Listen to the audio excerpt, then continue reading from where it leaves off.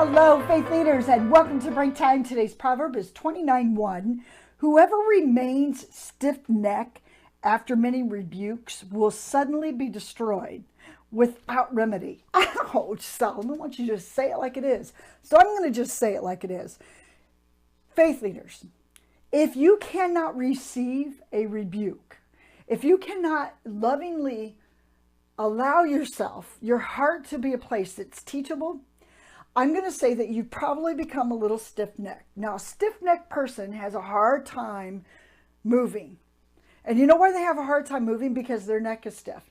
But after a while, if you have a hard time receiving rebukes, receiving words of correction, allowing your heart to become a place where it's pliable, it can be moved, you're going to have a hard time moving. That what I mean is you're going to have a hard time receiving to the place where you're going to be at a standstill in your life. You've reached your furthest goal. You've reached the pinnacle of where you're going to go if you've stopped receiving rebukes. That's what Solomon says. Isn't it true though?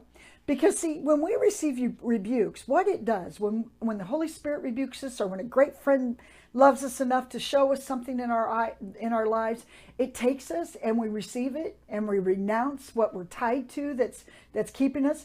It takes us to the next place. It's like knowing where you need to go, but yet not having the directions to get there, but being too stubborn to ask. That's what a stiff-necked person is.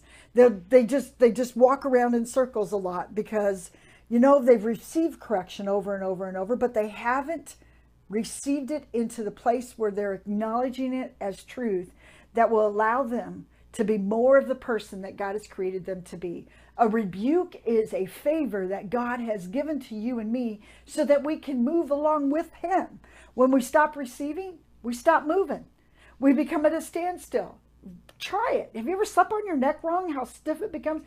And then you have to do this and it makes you feel miserable, and it's a bad day when that happens. It's the same way it is with our hearts when we fail to receive the rebukes that God is trying to put into our heart. Rebukes aren't mean things. Get over yourself if that's where you're at. Poor me.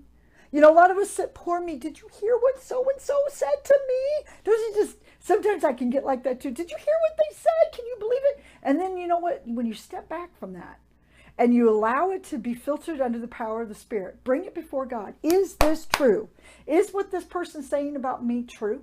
Then help me to receive it and help me to move along with you. God bless you today as you receive the rebukes that God is trying to put into your life.